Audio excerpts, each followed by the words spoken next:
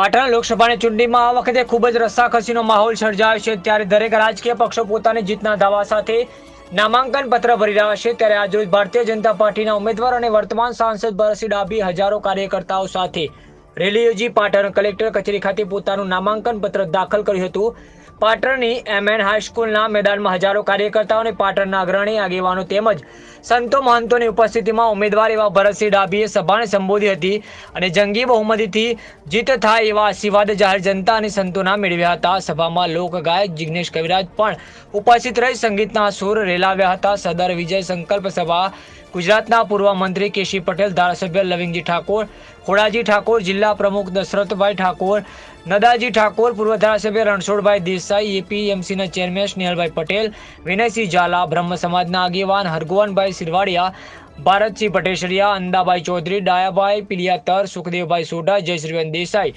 સંતસિંહ નિજાનંદ બાપુ સહિત મોટી સંખ્યામાં પ્રદેશ કક્ષાના આગેવાનો અને કાર્યકર્તાઓ ઉપસ્થિત રહ્યા હતા। અહેવાલ નિખિલ જોશી, પાટણ।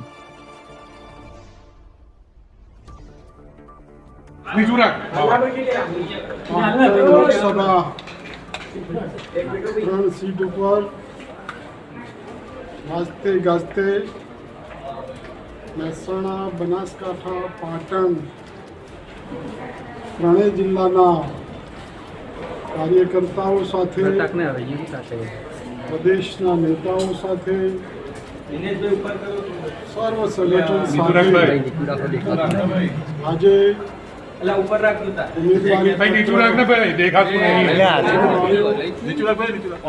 ભારતીય જનતા પાર્ટીના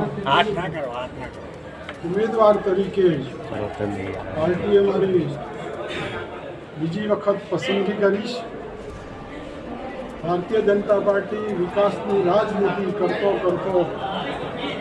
છેલ્લા 27 વર્ષથી ગુજરાતમાં ભારતીય જનતા પાર્ટીનું શાસન બરકરાર છે અને છેલ્લી 2 ચૂંટણીઓ લોકસભાની 26 સીટો ઉપર ભારતીય જનતા પાર્ટીનો કમળનો વિજય થયો છે અને આજે પણ પ્રજામાં, કાર્યકર્તાઓનો દરેકનો અનેરો ઉત્સાહ જોઈ હું કહી શકું પાટણમાં પણ ભારતીય જનતા પાર્ટીનો વિજય થશે। સાથે સાથે બનાસકાંઠામાં, મહેસાણા અને ગુજરાતની બાકીની 23 સીટો ઉપર પણ ભારતીય જનતા પાર્ટી વિજયી બનશે।